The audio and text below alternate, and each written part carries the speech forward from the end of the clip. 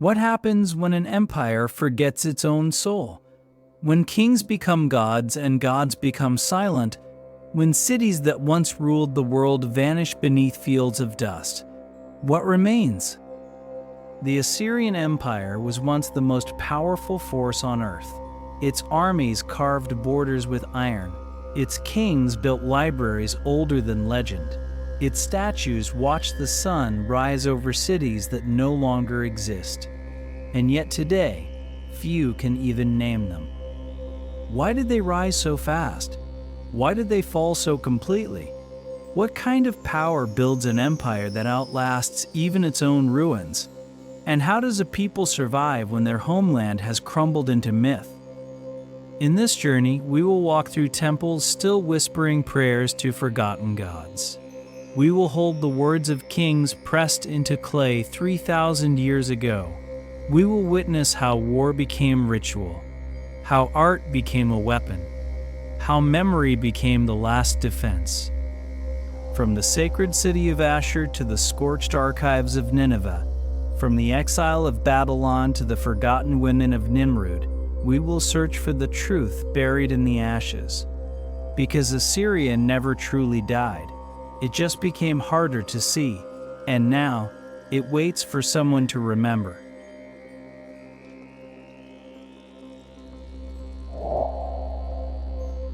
The river was the first to greet me. Its waters moved slow and heavy, dragging centuries of silt and secrets behind it. The locals still called it the Tigris, but in this place, in Ashur, it felt like a vein of time itself. I had arrived just after dawn. The light filtered through the dust like an ancient breath, brushing the ruins in gold. Columns broken by centuries still rose like ribs from the earth. And at the center of it all, the bones of a city that once ruled the known world. Ashur was not the beginning of civilization, but it was the beginning of something else, something vast, something hungry. Long before Nineveh or Nimrud, before the campaigns and sieges and kings who etched their names in stone, there was this city by the river. It did not shout, it whispered. And in that whisper, I heard the first beat of an empire's heart. The ground was uneven beneath my boots, cracked, hardened by sun and time. As I walked, I passed shattered bricks bearing the same strange impressions. Cuneiform letters, carved with care by hands that no longer existed.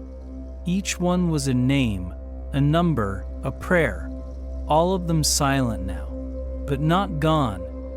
That was the strange thing about Ashur. It felt dormant, not dead.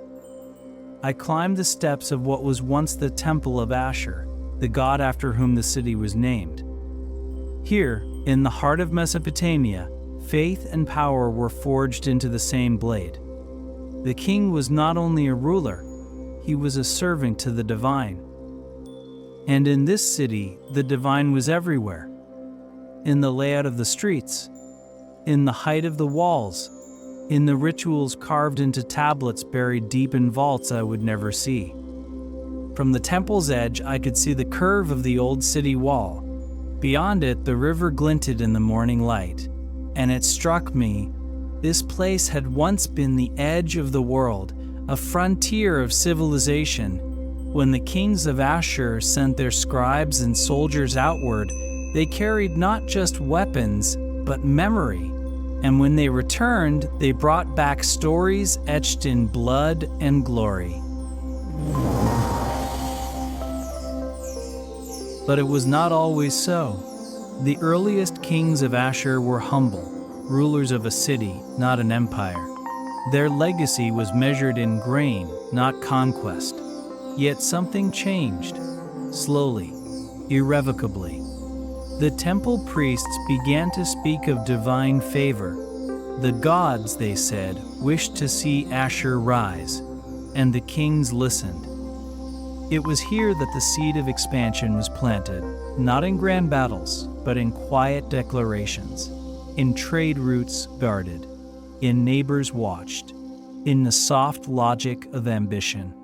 A temple expanded, a wall reinforced, a new weapon forged. The city grew, and with it, the idea that Ashur was more than a city. It was destiny. The wind shifted, warm, dry. It carried with it the scent of salt and sun-baked stone. I crouched by a broken stairwell where children once played, where elders once told stories. I touched the sandstone, rough, ancient. It crumbled slightly under my fingers, as if exhaling. Ashur is not Nineveh. It is not grand. It does not dazzle.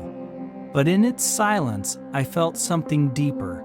This was the soul of an empire, still intact beneath the ruin, a place where power was born not in battle, but in belief, where people first dreamed of dominion and found it.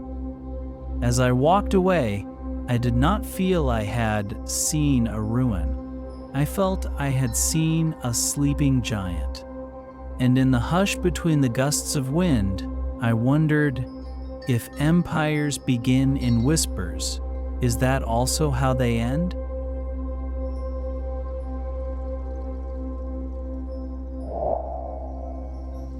The path to the temple was half swallowed by time, trees now pressed in where once soldiers stood guard.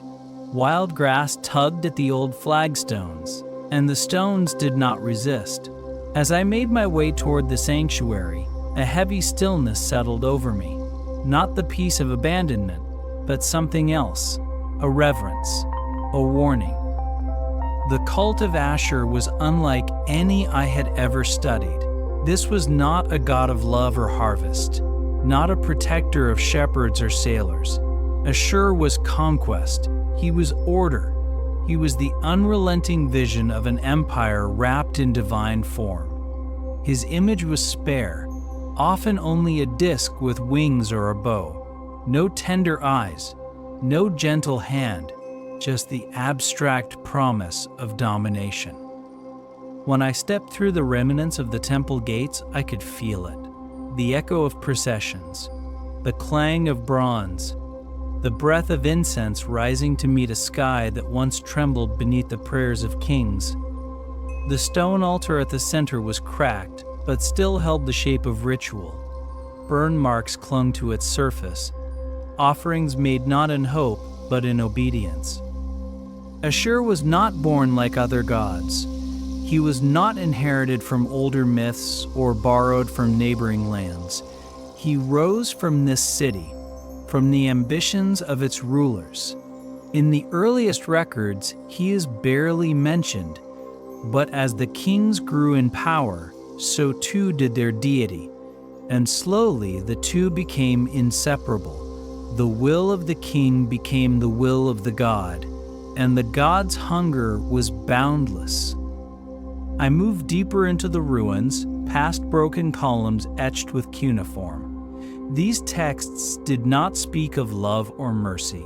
They listed victories, cities subdued, tributes collected, peoples deported. It was scripture as declaration. Worship was not a plea, but a pledge.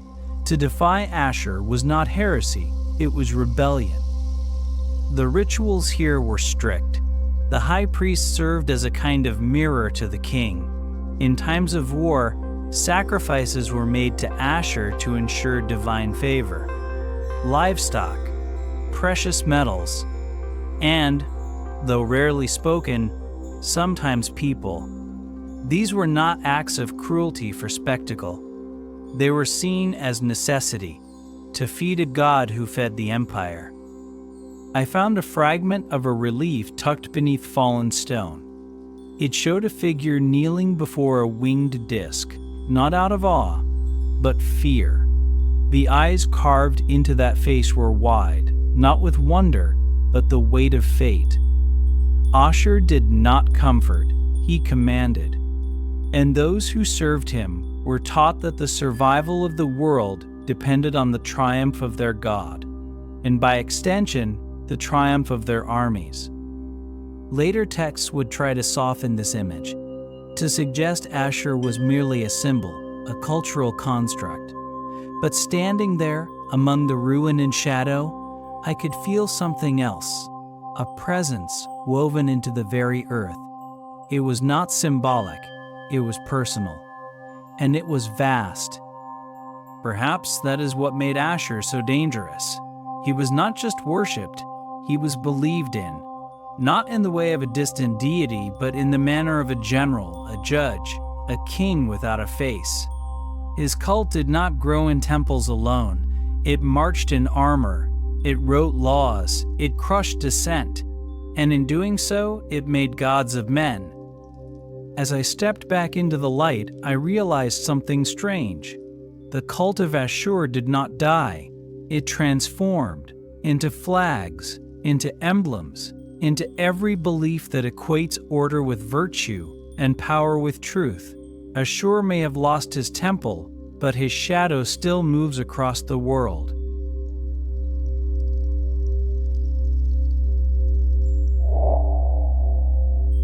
The entrance was nothing more than a yawning scar in the earth, half choked with sand, forgotten by time and untouched by tourists. I crouched low, brushing away debris with the sleeve of my jacket. Beneath layers of dust and darkness, I stepped into a space that once held the memory of a civilization. This was no palace, no temple. This was the library of Ashurbanipal, the oldest known archive of knowledge in the world, and even in ruin it whispered its purpose. The air was dry and close, thick with the scent of ancient decay, parchment, ash, and stone. Every echo of my footsteps seemed to awaken the voices of those who once walked these halls with purpose. Ashurbanipal was not like the other Assyrian kings. He was a warrior, yes, but also something rarer, a scholar, a ruler who read the stars and studied omens, who believed that real power came not just from the sword, but from understanding. Under his reign, scribes gathered every known text they could find, from spells and omens to medical texts and epics of old gods. Every scrap of knowledge was treated like treasure. I passed shelf after shelf, now collapsed, now broken. In some places, the floor itself had given way, revealing lower levels hidden for millennia. Shards of clay tablets littered the ground. Thousands of them once lined these walls, arranged not randomly, but carefully. Subjects catalogued, languages preserved, histories copied by hand. The weight of memory was literal here. At the center of the archive, I found a tablet that had survived the fire. It was warm to the touch, despite the cold air. The cuneiform etched into it was delicate, almost artistic. A spell, perhaps, or a lament. My translator whispered the phrase out loud later that evening. It spoke of a city in flames, a god who vanished, a king who feared the stars. When Nineveh burned, this library burned with it. Flames devoured centuries in hours, but even in destruction, the clay tablets endured. Fire, in some twisted turn of fate, baked them into preservation. The library was destroyed and saved in the same breath. Ashurbanipal himself believed he was chosen by the gods to preserve wisdom. In letters carved into stone, he described himself as a king who understood the writing of every people, who could read signs in the sky and mysteries in the dark. He was no mere collector. He was a guardian of civilization's soul, and in this library, he kept the heart of the world beating. But knowledge is not neutral. It empowers, it threatens, it reveals. Some of the texts here were political, diplomatic correspondence, military tactics. Others were darker, lists of omens, curses, and rituals designed to protect the king or destroy his enemies.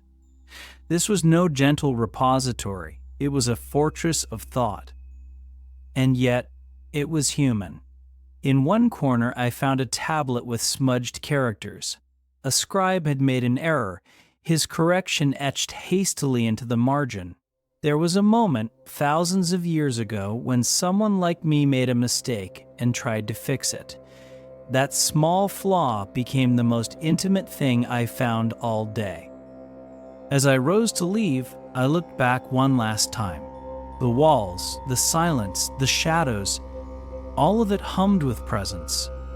This was not just a room of books. It was the mind of an empire, the heartbeat of a king who sought to rule not only land but memory. Ashurbanipal's armies may have conquered cities, but here, in this forgotten chamber, he conquered time.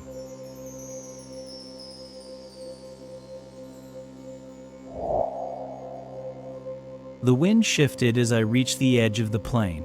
It carried dust and the faint scent of iron, like the ghost of a battlefield. All around me, the ground was littered with fragments, not bones, not broken pottery, but remnants of precision. Arrowheads, rusted blades, bolts from siege engines that once shattered walls. This was not a place of ceremony. It was a place of machinery, of order, of war. The Assyrian army did not conquer through sheer force. It conquered through rhythm, discipline, efficiency. Every movement was measured. Every strike was part of a pattern. Their campaigns were not bursts of violence. They were storms carefully charted and unstoppable. I knelt by a stone platform where a bronze spike had once been driven into the earth. Perhaps it held a tent, or a prisoner. The surrounding ground was pressed flat by long-forgotten boots. These were soldiers who marched not for plunder but for the will of Ashur, for the survival of a system that turned people into weapons and war into ritual. In the distance, a crumbled wall marked the remains of a military depot. Here, supplies were stored in advance of campaigns: weapons, rations, spare armor. The Assyrian Empire was one of the first to build such logistics into the very bones of its conquest. Roads stretched like veins from city to city, each segment fortified, patrolled, and planned. These were not the improvisations of warlords. These were the calculations of empire. And yet, behind the discipline was fear. Not only fear of the enemy, but fear of failure, of disorder. The Assyrian kings demanded loyalty not only in victory, but in behavior. A soldier who disobeyed could vanish. A general who hesitated might be replaced mid-campaign. Their strength was their structure, but it was also a cage. I found a relief half buried near the depot wall. It showed a line of soldiers in perfect formation, their eyes forward, shields raised. Not one figure out of step. Behind them, a figure stood taller, likely a commander. His gesture was clear: forward. No pause, no mercy. This was how they took cities, not with overwhelming numbers, but with unshakable control. Iron was the spine of their power. Stronger than bronze, it gave their soldiers an edge. But it was not just the metal. It was the way they used it. Engineers designed battering rams and siege towers with chilling efficiency. Archers coordinated volleys by sound. Units rotated in and out of combat like clockwork. It was war turned into art, into ritual, into industry. But discipline has a cost. I found a rusted chain embedded in stone, not for prisoners, for soldiers. Used when one of their own disobeyed or fled or failed.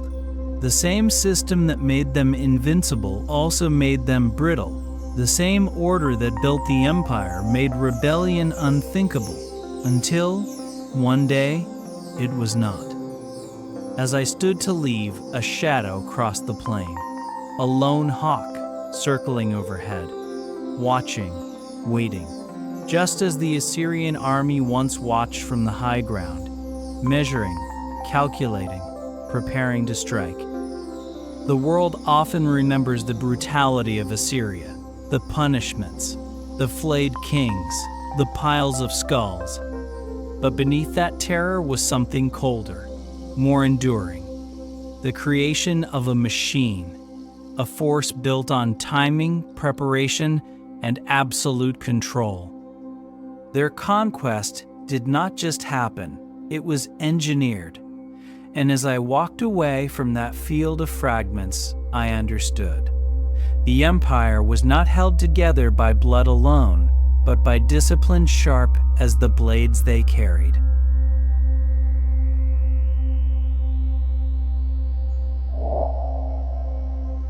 The first time I saw the reliefs, I did not realize they were meant to be art. They stretched across the stone like a slow-motion storm. Soldiers climbing siege ladders, flames licking the rooftops, civilians dragged from crumbling gates. There was no abstraction, no metaphor. This was conquest captured in detail so precise it felt like confession. Lachish was a city of stone built on a hill in the land we now call Israel, a fortress, a crown jewel in the defense of Judah. But in the eyes of Sennacherib, the Assyrian king, it was an obstacle, and obstacles were made to fall. When the Assyrian army arrived, they did not simply attack, they performed. Every move was designed to be remembered. I visited the site in winter. The ground was soft from rain and the hill still bore scars, crumbled defenses, tunnels cut deep into bedrock, earth that once shook under the weight of towers and battering rams. But the real story was not in the dirt, it was in the carvings. At the British Museum, far from the battlefield, the reliefs from Sennacherib's palace in Nineveh now hang in dim halls. But standing before them, even behind glass, I could feel the heat, the weight of the moment. They were created not just to document the siege, but to celebrate it, to turn suffering into theater, to immortalize victory, not in words, but in images no one could deny. In one panel, Assyrian archers advance with their bows raised. In another, prisoners are led away, some with hands bound, others impaled on stakes. Even the siege engines are shown in perfect proportion, their wheels grinding forward as defenders hurl fire from the walls above. No detail is spared, not the expression of fear on a captive's face, not the proud stance of a commander observing the carnage. This was not history. It was messaging, a monument to terror. By displaying these reliefs in the grand halls of his palace, Sennacherib was sending a clear message. This is what happens when you resist. This is the price of defiance. The walls of his home were not adorned with scenes of peace or paradise. They bore the record of wrath. But there is something haunting in the precision. These were not hurried etchings. They were crafted by master artisans, likely under royal commission. The hands that carved these images were skilled, careful, intentional. It raises a chilling question. How did they feel, rendering such pain into permanence? Lachish did not survive. Its people were exiled, its stones repurposed, its name buried in dust. But through art, its destruction became eternal. The siege lived on in the very heart of the empire that had destroyed it, a trophy carved not from gold, but from memory. I often wonder if Sennacherib ever paused before those walls, if he admired his own work, or if he simply passed by, seeing them not as scenes of horror, but proof of order, proof that his God had favored him, that his system worked. But empires forget that others remember. When I left the gallery, the world outside seemed quieter. The rain had stopped, a child laughed in the distance, and I thought of the families of Lachish, whose stories were not carved in stone, whose voices were not preserved. They are the shadows behind the reliefs, the ones who looked up as the towers rolled forward. And in the end, it was not the victory I remembered. It was the silence between the scenes, the humanity lost in the details.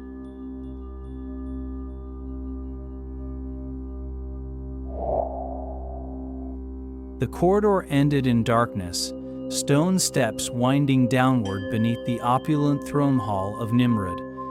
My torch caught the echo of footsteps long silenced, the hush of hidden chambers untouched by time. I paused, hand against a wall carved in half-light. The reliefs above were familiar, winged bulls and battle scenes, but here, deeper, I entered another world, one of quiet chambers, private rooms where power unfolded in whispers, not roars. This palace was built by Ashurbanipal II in the 9th century BC, its halls designed for spectacle and fear. But behind the grand facade lay the domestic wing, the hidden rooms of palace life. I slipped past collapsed doorways into what archaeologists call the harem quarter and the queen's tombs beneath. The air was cooler here, the dust thicker, as though centuries of silk and ceremony pressed into the bricks. I walked through a long chamber, its mud brick walls still faintly marked by traces of paint. Faint lines suggested dais and cushions. Here the king's wives, concubines, attendants lived their days in service of crown and god, not conquerors in the field, but custodians of the empire's soft power. Their hands wove cloth, their voices echoed in soft laughter. Their objects flickered between art and devotion. When I sat on the edge of an ancient bench, I felt the weight of ritual, quiet, constant, the thrum beneath the obvious. Beneath this wing, I found the sealed vaults. The queen's tombs were tucked under the floors, arched brick chambers built ahead of death, filled with riches meant for eternity. Gold bowls, jewelry crafted with mastery. Mirrors and beads that once curved around youthful necks, now brittle in the dark. I placed my hand on the cool lid of a sarcophagus, terracotta turned stone in its simplicity. These rooms held more than mortals. They held the idea that rule was not just displayed in conquest, but maintained through lineage, pageantry, quiet influence, a different kind of power. Light shifted, and I found my way into a narrow antechamber. Here I discovered small objects, remnants of meals, broken horns of ceremonial oxen, fragments of incense burners. The sound of my breath rolled off the walls. My footsteps startled dust motes. The hidden rooms of Nimrud did not announce themselves. They unfolded slowly. Unabashed in their intimacy, the walls still whispered names of women who never held scepters but shaped the empire. In one niche, I found a door threshold inscribed with a king's name. The threshold led to nothing now but soil and shadow, yet it was a boundary of worlds, public and private, war and home. The division within this palace was deliberate. Warriors marched outside these wings. Diplomats met behind ornate doors. In these hidden rooms, children grew up and women governed the domestic destiny of empire. This was the untold story of Assyria. As I rose to leave the vault, I paused under the vaulted ceiling. The brick arch felt low and protective, as though the stone itself conspired to hold memory safe. I pressed my fingertips on a carved seal. A woman in a long robe before a goddess. Someone had scratched that image into clay with hope or fear. I wondered what she prayed for. Children? Peace? A legacy not carried by spears but by names whispered in halls? Walking back into the daylight, I carried a fragment, a piece of finely woven textile still pressed between bricks, faded to beige, almost invisible. I held it to the warm sun. I thought of the hidden rooms of Nimrud not as afterthoughts of power, but as its cradle. Here, behind the grandeur, empire was nurtured, not just built, maintained. And what remains now is not marble or splintered throne, but the hush of those rooms still echoing with duty. The roar of the world was outside, but inside, life continued quietly, and from that soil rose the strength of a realm.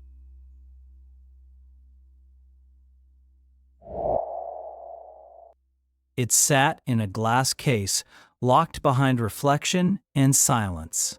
A six-sided cylinder, carved with lines so fine they looked like stitches in clay. The Taylor Prism, a relic from a king who spoke in stone. I stood before it in the museum's quiet wing, surrounded by centuries, but all I could hear was one voice, Sennacherib's, unflinching, calculated, proud. This was no decorative piece, no ceremonial trinket. The prism was a proclamation, a record of power composed not in verse but in vengeance. Every line of cuneiform a victory, every word a tool. Kings wrote history before ink ever touched paper, and this was how Sennacherib made his story known, through baked clay, through commands etched deep into permanence. He speaks of cities taken, of walls toppled and kings dragged in chains. He names Jerusalem and boasts of caging its king like a bird. He lists conquered territories not as memories but as possessions. It is a roll call of submission, a song of conquest sung in dust. But as I read the translation aloud to myself, softly, in that still room, I noticed something stranger. Omission. Not everything was there. No mention of failure. No trace of resistance that lasted. The prism is shaped not just by truth, but by purpose. It tells us not what happened, but what Sennacherib wanted remembered. Back in Nineveh, where the prism was likely first housed, it would have been displayed in a royal archive or temple complex, a testament to divine favor, to order, to the king's alignment with the will of Ashur. But it was also a mask, a crafted image of certainty in a world far less stable than these lines suggest. I imagined the moment of its creation. A scribe seated in silence, stylus pressed into damp clay, carefully copying the king's words, each letter a lifetime of training, each mistake a potential sentence. These scribes were not mere clerks. They were architects of memory. Their work was as political as any battle. And Sennacherib, he was not just a general. He was a narrator, a spinner of legacy. His prism is filled with precision but lacks humility. It celebrates the destruction of Babylon but does not mention the fury it sparked. It proclaims order but hints at fear. What kind of ruler needs to write his triumphs in such detail, if not one desperate to outlive his enemies? I found myself staring at a single line longer than the others, a description of tribute brought to him by distant kings: gold, silver, horses, daughters. The inventory was long, almost excessive, as though wealth could compensate for doubt, as though listing every gift might erase the knowledge that power, once declared, can just as easily slip away. Outside, the sky darkened with approaching rain, but inside the clay cylinder remained untouched, timeless. It had survived fire, burial, empire after empire, and yet it still spoke only one version of the past. That is the trick of these objects. They tell us so much, and still hide more. The truth was etched in stone, yes, but stone can lie, just like paper. The difference is that stone lies slowly, elegantly, with weight. As I walked away from the case, I glanced over my shoulder one last time. The prism had not moved, but I felt watched. Not by eyes, but by intent. Sennacherib's voice still echoed, not in sound, but in shape, in lines pressed into earth before time could forget them.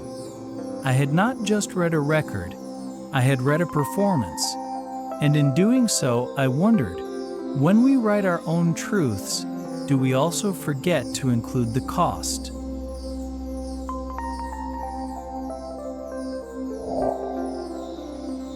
The ruins of Babylon do not speak loudly. They murmur, wind through broken bricks, grass weaving between half-buried walls.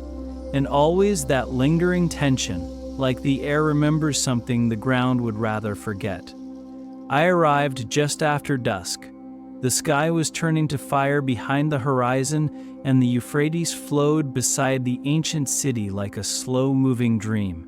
What remained of Babylon stood quiet, but its silence had been earned. This city was once the heart of another world, a rival, a vision in contrast. Where Assyria prized order, Babylon shimmered with symbolism, ritual, and old magic. It had stood tall through ages of kings. Yet when Sennacherib turned his gaze south, that legacy was not honored, it was erased. The Assyrians had once tolerated Babylon, respected its traditions, installed loyal kings, even appointed sons to rule there. But loyalty frayed, rebellion stirred, and Sennacherib, already weary of the city's defiance, made a decision few believed he would make. He destroyed it, not just in part, in full. Clay tablets from Nineveh speak of it clinically. Temples dismantled, statues melted, walls leveled, the great ziggurat reduced to rubble. Even the canals that fed the fields were dammed and redirected, flooding the ruins with mud and decay. It was not just punishment, it was exile, not of people, but of memory. I stood on a platform where a temple once rose. The foundation stones were still warm from the sun, though the sky had cooled. My hands brushed ancient carvings, half-erased symbols, sacred lines broken mid-word. It felt like touching the throat of someone mid-song, a note never finished, a prayer unanswered. The Babylonians believed their gods had physical homes. When Sennacherib destroyed those sanctuaries, it was not just architecture he attacked, it was the divine order. He turned the sacred into spectacle. His own records say he brought the idol of Marduk, Babylon's chief god, back to Assyria, a trophy, a hostage. The message was unmistakable. No god could protect those who defied him. But the victory was not clean. That destruction would haunt the Assyrian court. After Sennacherib's death, his son Esarhaddon tried to rebuild what had been lost. He restored temples, reinstalled priesthoods, even returned sacred idols in a gesture of regret. It was one of the rare moments in Assyrian history where rebuilding followed ruin. But trust, once broken, is not easily restored. Walking through the reconstructed parts of the city, I could feel that tension. Babylon had risen again, yes, but not as it was. Its people remembered the fire, the flood, the shame of seeing their gods carried off in silence. That kind of exile is not physical, it is spiritual. The city never forgot that it had once been reduced to ash. Later that evening, as I stood beside the river, I watched a boat drift slowly past. An old man guided it with a long pole, humming something I could not quite hear. Babylon was still here, in fragments, in echoes, in the bones of its people. But the wound left by Assyria cut deep. It turned a city into a warning, a beacon of what happens when pride crosses power. And though empires rose and fell in the centuries that followed, that moment, that single act of exile, remained like a scar across the map of time. Babylon was undone, but not erased.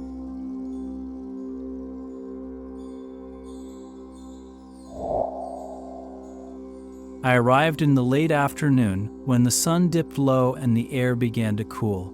The ruins of Nineveh stretched before me in uneven patterns, fragments of wall rising like broken ribs from the earth.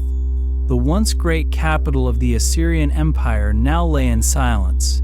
And yet, beneath the stillness, there was something restless, something scorched into the soil, the memory of a fall so complete that even time seemed unsure what to preserve.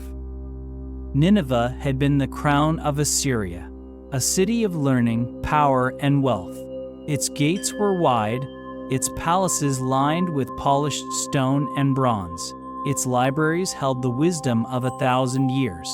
Ashurbanipal had once called it his stronghold, his sanctuary of knowledge. But empires do not last forever, and in the year 612 BC, the walls were breached. The coalition that came for Nineveh did not arrive quietly. The Babylonians and Medes moved like a tide, slow at first, then unstoppable. Years of resentment had festered into fury. And when the final siege began, it was not just a military act, it was vengeance. I knelt beside a section of wall where the fire marks still lingered. The bricks were blackened, the stone flaked from heat. It was not just the structures that burned, it was everything. The archives, the art, the halls filled with clay tablets. The city had been a treasury of the human story, and then it was smoke. There is something uniquely painful about a library destroyed. Wars consume cities, but when knowledge is lost, something deeper dies. What we know of the world, how we remember, how we dream, it all begins with stories. And Nineveh's were turned to ash. I ran my hand along the edge of a collapsed doorway. This had once been a corridor of the great library, where scribes recorded omens and kings wrote to the gods. The fire had hardened many of the clay tablets, preserving them by accident. But others, those made of papyrus or stored on wood, had vanished in the heat, gone not just from the shelves, but from history itself. A local guide told me that during the excavations, some tablets were found still stacked neatly, as if the scribes had been interrupted mid-task, as if they had believed until the final moment that the city could be saved. That knowledge might be enough. It was not. What struck me most were the signs of life abruptly halted. Pottery shards near the hearths, styluses dropped beside unbaked clay, jewelry still lying where someone may have fled.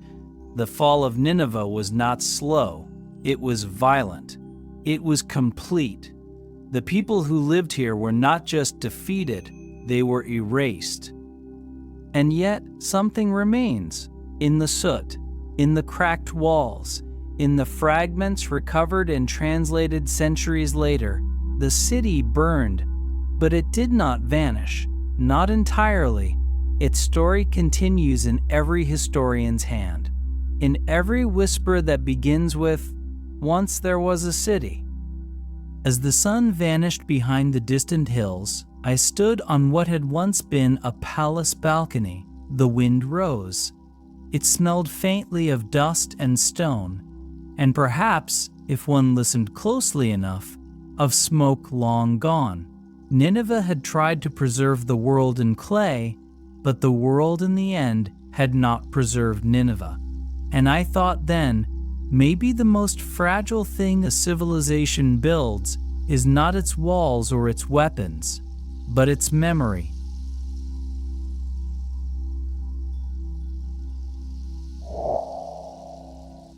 It was in a village nestled deep in the Tur Abdin hills where I first heard it, a voice old and clear, reciting a prayer in a language that did not match the land around it.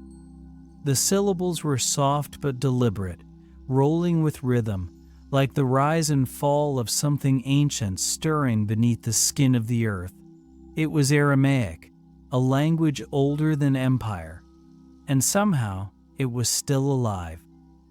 I had come here chasing the ghost of a civilization, expecting ruins, expecting absence. But instead, I found a voice, and in that voice the faint echo of Assyria's breath, not through stone, not through sculpture, but through speech. Aramaic did not begin as the tongue of kings. It was once the language of merchants, of border dwellers, of people who lived between larger powers. It was fast, flexible, and easy to learn. It moved where others did not. When Assyria began to spread across Mesopotamia, it did so with blades and banners. But something unexpected happened. Aramaic followed in its wake, and eventually, it replaced the very voice of the conquerors. I visited a site near an old Assyrian garrison. There, carved into a sun-bleached wall, were two sets of inscriptions, one in Akkadian, the proud and rigid language of administration, the other in Aramaic, fluid and expressive, scrawled as though in motion. The contrast was striking. One was the language of decree, the other of connection. The Assyrian rulers, practical as ever, adopted Aramaic for daily use. It made governance easier across a multilingual empire, but in doing so, they spread something they could not control. Long after the Assyrian walls fell, Aramaic continued to thrive. It outlived the empire that tried to absorb it. There is something poetic in that words, not walls, became the most enduring legacy. That a language once spoken in market stalls and mountain paths would become the common thread across generations. Later, I sat with a man in his 70s beneath an olive tree. He had learned Aramaic from his grandmother, who had learned it from hers. He spoke it not as a scholar, but as a son, as someone who understood its weight not just in syntax, but in memory. He told me stories of songs sung during harvest, of wedding vows whispered in its cadence, of morning prayers that called to ancestors no longer remembered by name. I realized then that Aramaic is not just a survivor, it is a witness. It has carried the laughter, fears, and hopes of people who empires tried to erase. It has slipped through the cracks of time not because it was protected, but because it was used, spoken, passed down like a stone, smoothed by 1,000 hands. In that language lives a thread that stretches across exile, across conquest, across silence. From the royal courts of Nineveh to the quiet kitchens of today, it has remained not unchanged, but unbroken. As I walked away from the village, I could still hear a boy reciting his lesson in the shade. His voice was light, full of mispronunciations and hesitations, but it rang out clear, in a language that once echoed through the corridors of kings and still lingers in the breath of shepherds and singers. Aramaic survived not because it was strong, but because it was shared, and in that sharing it outlasted the very empires that tried to shape the world in stone.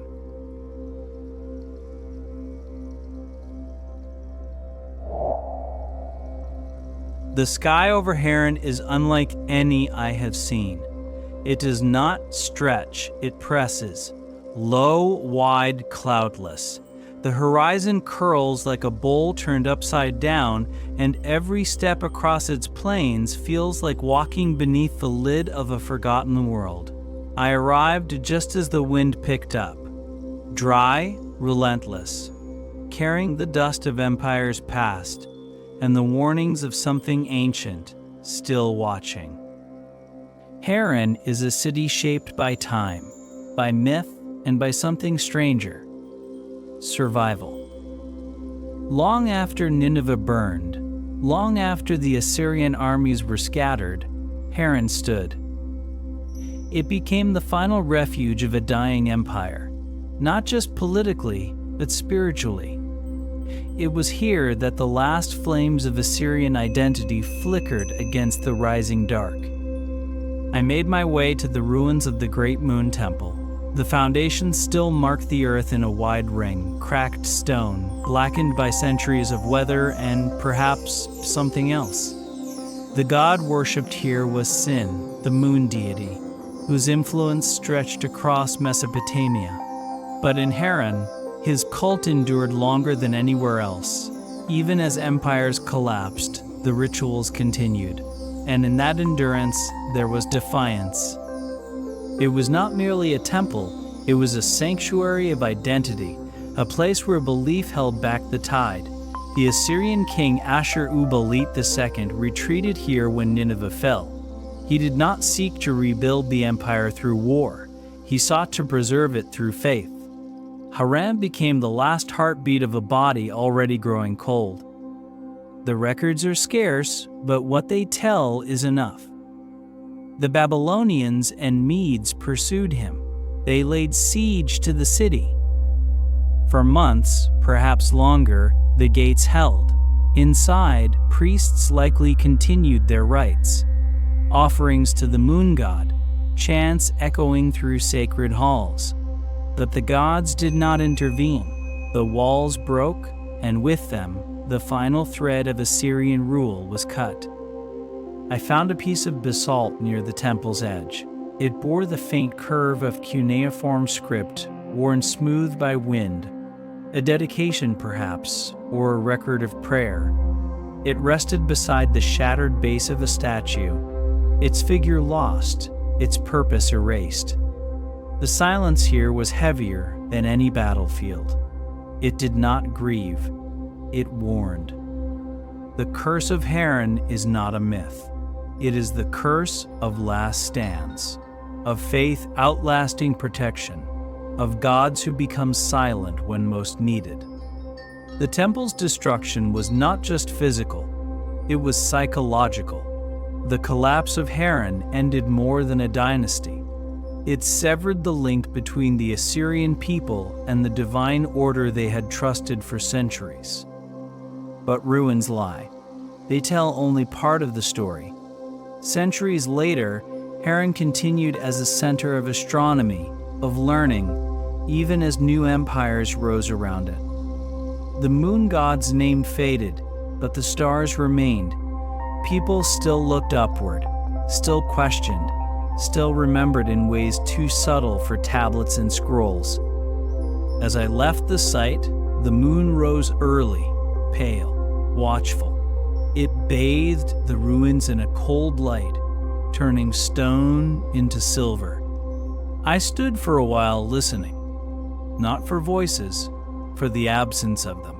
And in that absence, I felt the weight of what was lost and what endured in the shadows. Harran was the last temple, the final stand of a forgotten flame. And though its walls fell, its echo remains, drifting beneath the stars it once worshipped, waiting for someone to remember not the power, but the prayer.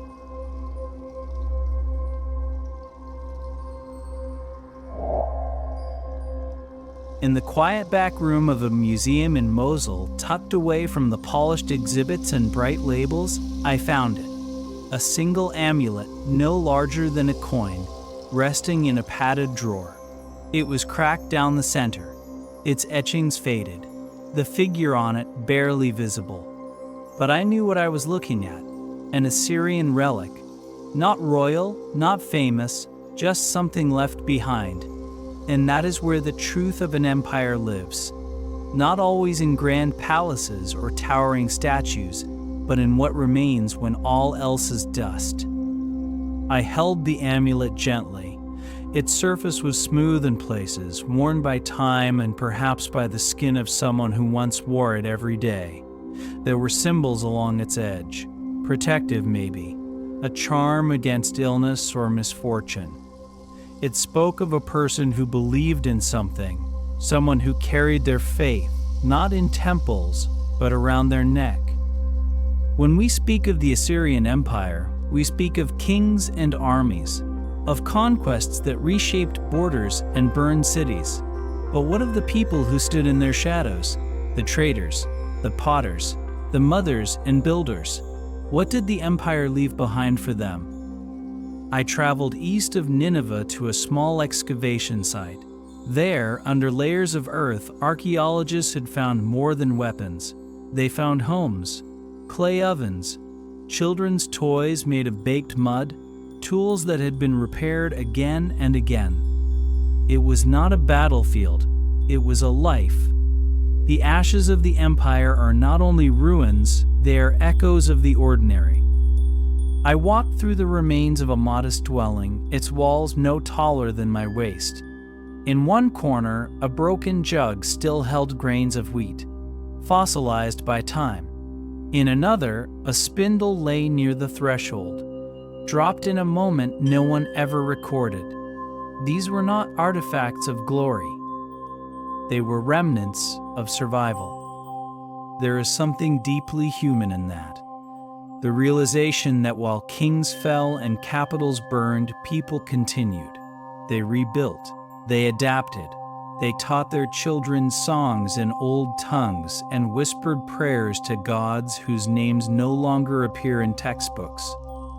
I met a local family not far from the site. The grandmother showed me a pattern she wove into her rugs, zigzags and sunbursts almost identical to motifs found in Assyrian carvings.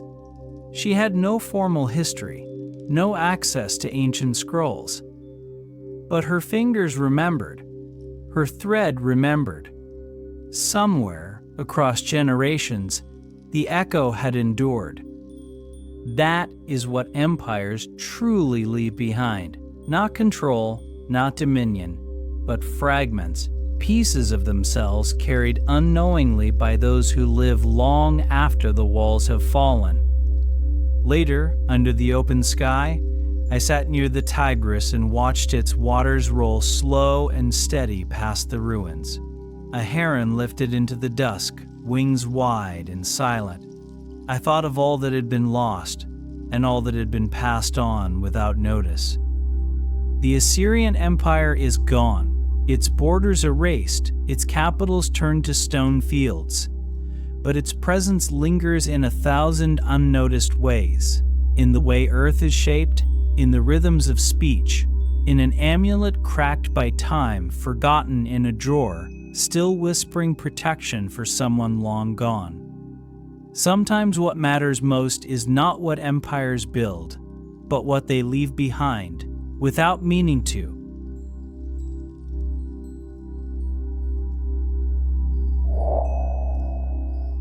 I was sitting in a church in Chicago when I first heard it, Aramaic, the ancient tongue once spoken in the shadow of winged bulls and palace walls. But now, it came not from stone tablets or weathered reliefs, but from a child's voice, hesitant, clear, reading scripture in a place far from Nineveh, far from Ashur, and yet somehow still part of it. The Assyrian Empire is gone, its cities lost, its armies scattered. But its people did not vanish.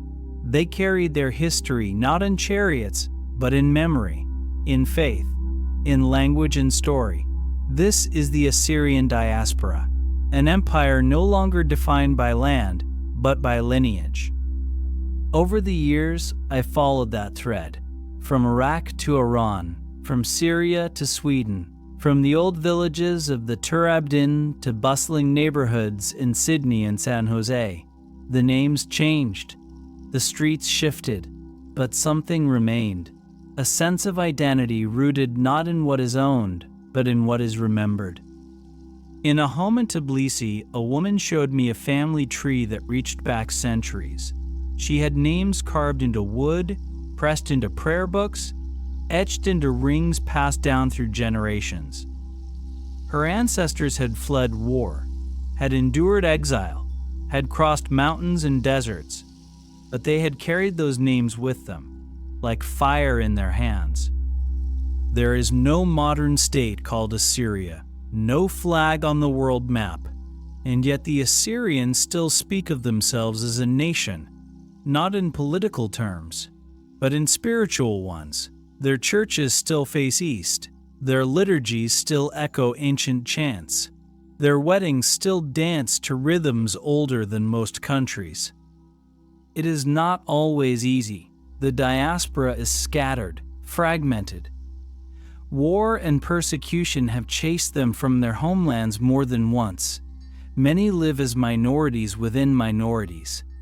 And yet they persist in cafes, in classrooms, in quiet corners of cities. They tell their children stories of kings and temples, of rivers and stone lions, of a time when their ancestors ruled from the heart of the world.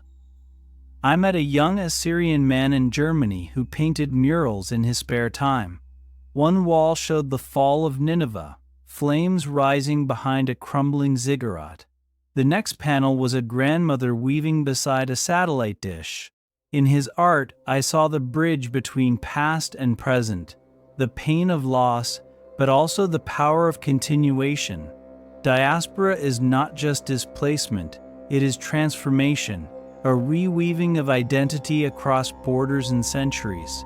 It is carrying your homeland inside you, even when the land itself is lost. At a festival in California, I watched dancers in traditional dress move in circles that echoed ancient rituals. I heard drums that once called warriors now mark birthdays, and I realized this is how empires survive, not through monuments, but through moments, through lives still lived with a thread of the past wound quietly through the fabric of the present. The Assyrian diaspora is empire in exile, not defeated, reimagined. It is memory made mobile. It is history carried by those who refuse to forget. As I stood to leave that church in Chicago, the child finished his reading. The words were old, but the voice was new. And that, perhaps, is the heart of it. Not the preservation of stone, but the persistence of soul.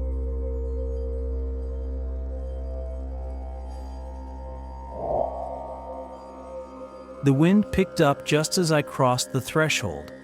Dust spiraled along the path, curling around the base of the statue that stood before me. A Lamassu, the winged bull of Assyria, colossal, imposing, but also strangely calm. Its face, human and serene, watched the horizon with a gaze untouched by time. Its body, part lion, part eagle, part man, was carved not just to impress, but to protect. I had seen images before, in books, on screens, but standing beneath it was different. This was not a relic, it was a presence, a sentinel shaped by belief and fear, a creature born not from nature, but from the mind of a civilization that saw gods in every element and protection in every form. These beings once flanked the gates of Assyrian palaces. They were not decoration, they were symbols, each one a fusion of strength, speed, wisdom, and authority. The lion's body for power, the eagle's wings for vision, the human face for reason. And when viewed from the front, the Lamassu stood still. But from the side, it walked, the illusion crafted with such skill that it seemed to move as you moved. That duality was no accident. The Assyrians did not see the world as fixed. Everything was layered, physical, spiritual, political. Every gate had to be guarded on all levels, and the Lamassu stood at that threshold where visible met invisible. It was a guardian not just of kings, but of order itself. I ran my hand along the curve of its wing. The stone was cool despite the sun. Feathers had been etched with delicate precision, each one flowing into the next. The artisans who shaped these creatures were not anonymous laborers. They were masters of message. Every line was deliberate, every curve a sentence in a language of form and meaning. There are inscriptions carved into the base, written in cuneiform. Blessings, warnings, declarations of might. They speak of kings who built great cities, of gods who gave favor, of enemies crushed beneath sandals. But the Lamassu says something else. It does not roar. It watches. It waits. It reminds. In one museum, I stood before a Lamassu taken from its homeland, moved across seas, placed beneath electric lights and concrete ceilings. And still, even there, it felt out of reach, not because of distance, but because it carried a silence I could not quite touch, a silence shaped by belief systems now buried in sand. What did people feel as they passed between them? Awe, safety, fear? These statues were not symbols of peace, they were thresholds. Once you passed them, you were no longer in the ordinary world. You were in the realm of empire, of decree, of divine sanction. And now, centuries later, we pass them again, in ruins, in fragments, in replicas, and still they hold our gaze. The Lamassu is not just a statue, it is a question carved in stone. What do we guard? What do we watch? What power do we wish would protect us? As I turned to leave, the sun dipped low behind the mountains, casting the winged bull in gold. Its shadow stretched long across the sand, reaching toward a world that no longer believed in it, but still built museums in its honor. Symbols fade, but some never fall completely. They remain, half buried, waiting for someone to look and to see.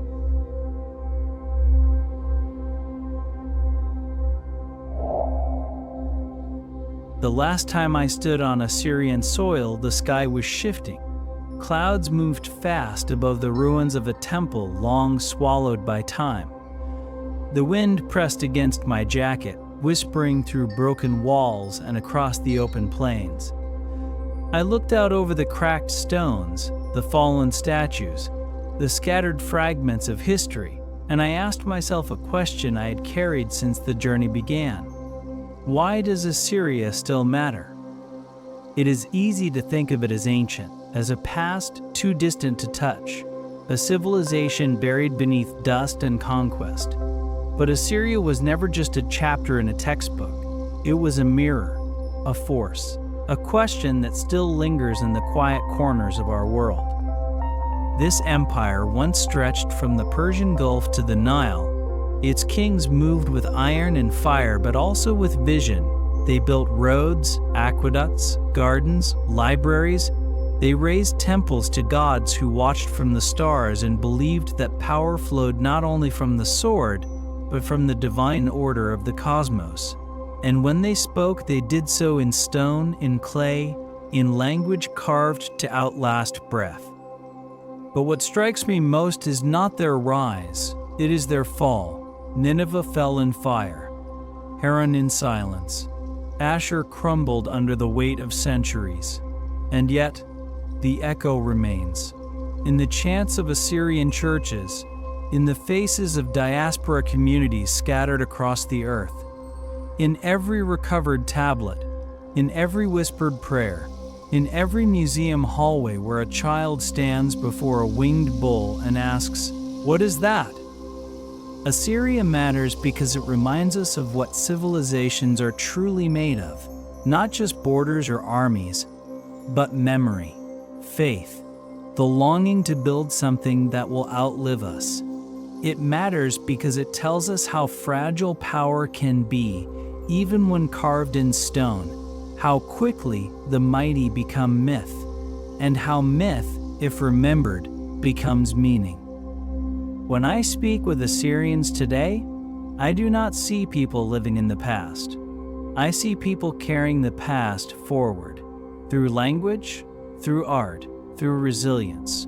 Their empire may have fallen, but their identity did not. It adapted, it survived, and in many ways it grew stronger because it had to. We live in a world that forgets quickly, news cycles spin, borders shift.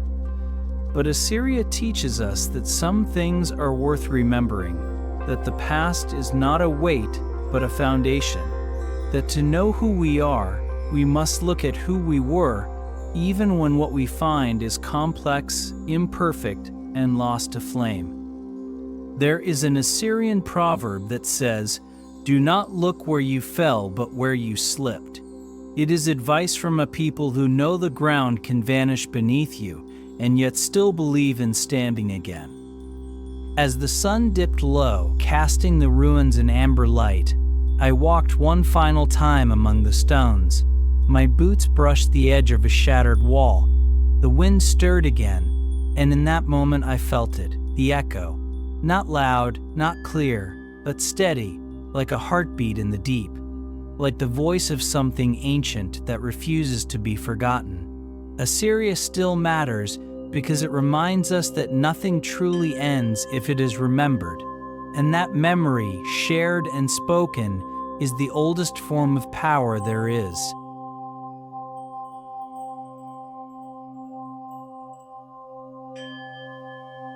The dust still clings to my boots, a faint trace of the journey across broken cities and buried names. From the riverbanks of Ashur to the scorched libraries of Nineveh, through temples forgotten and voices nearly lost, we have walked through the skeleton of an empire. But what lingers now is not the shape of its ruins, it is the shape of its memory. Assyria was never just a story of conquest. It was a story of belief, of how a people built order out of chaos, of how kings became gods and cities became mirrors of heaven. And yet, like every great civilization, it faced its own undoing, not from weakness, but from the very force it once used to rise. Power, discipline, glory, all came with a price. We stood where the gods were silent, where temples crumbled, where fire turned knowledge to ash.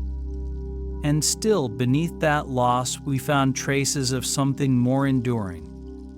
The words passed down in quiet villages, the faces of descendants who carry the past like a lantern. The language spoken not in palaces, but in kitchens and churches. This empire did not vanish, it transformed.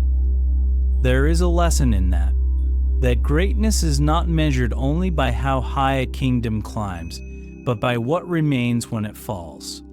Assyria reminds us that all things built by human hands are temporary, but the human spirit, the will to remember, to adapt, to preserve, that is where eternity begins. As I close this chapter of the expedition, I do so with reverence, for the stories we found carved in stone, for the questions left unanswered in dust, and for the echo that still hums in the soil, waiting for those who will listen. Another piece of the puzzle, another secret swallowed by the ages. But I have learned one thing on this path: history does not whisper, it waits. And for those willing to step off the map, brush away the centuries, and ask, it speaks.